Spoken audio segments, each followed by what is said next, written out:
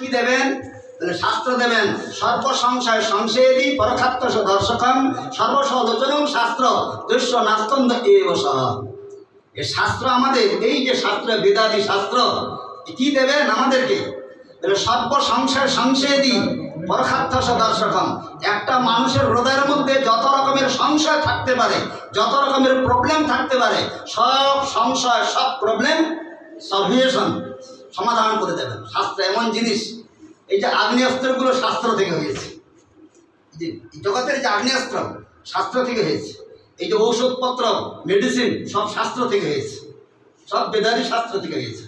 সেই জন্য সর্ব সংশয় সংশয়ী, হৃদয়ের মধ্যে যত রকমের সংশয় থাকতে পারে, একটা মানুষের নানান চিন্তা ভাবনার প্রশ্ন থাকতে পারে, সব প্রশ্নের সমাধান দেবেন শাস্ত্র। তাহলে শাস্ত্র সাধারণ নয়।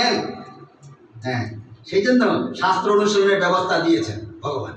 এই শাস্ত্র অনুশীলন করলে তার স্বরূপটা উদ্বোধন হবে, নিজেকে জানতে পারবে সে কে। হ্যাঁ, যেমন গীতা শাস্ত্রে দিচ্ছেন যে ভূমির আপনল বায়ু সম্মর গতি রেবেচ অহংকার ইত্যাদি ভিন্ন প্রকৃতির অষ্টধা। এগুলো হলো অষ্টধা, হলো অপরা প্রকৃতি, আর জীবটা হলেন পরা প্রকৃতি। শাস্ত্রই তো জানিয়ে দিচ্ছেন না। সেজন্য শাস্ত্র অনুশীলনীয়। যদি শাস্ত্র অনুশীলন না করে কেউ যদি মনে করেন না আমরা নিজের ইচ্ছা মতো করবো, সেটা নিষেধ করছেন। শাস্ত্রের মধ্যে, গীতার মধ্যে দেওয়া আছে 16 অধ্যায়ে 23 নম্বর শ্লোকে, য শাস্ত্র বিধি মুচ্ছির্য বর্ততে কামাকারক নশা সিদ্ধি নসুখম না প্রাঙ্গতি। যারা শাস্ত্রবিধিকে উল্লঙ্ঘন করে, শাস্ত্র মানতে চায় না, পড়তে চায় না, হ্যাঁ, য শাস্ত্রবিধি মুচ্ছির্য বর্ততে কামাকারক নশা সিদ্ধি না প্রাঙ্গতি, তাদের সিদ্ধি হয় না, তার পরাগতি লাভ হয় না। তাহলে কিং করণীয়?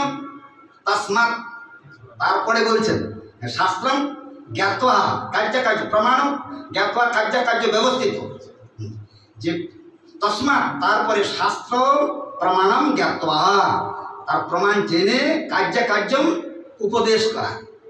তাদের শাস্ত্রের কথা বলছেন, অতএব শাস্ত্র অবশ্যই পড়তে হবে, অবশ্যই মানতে হবে। সেই জন্য সেই শাস্ত্রী বলছেন এই মুক্ত জীবগণ, এই যে যারা বৈষ্ণব এখানে আমাদের জন্য আসেন, যেমন একটা স্কুলে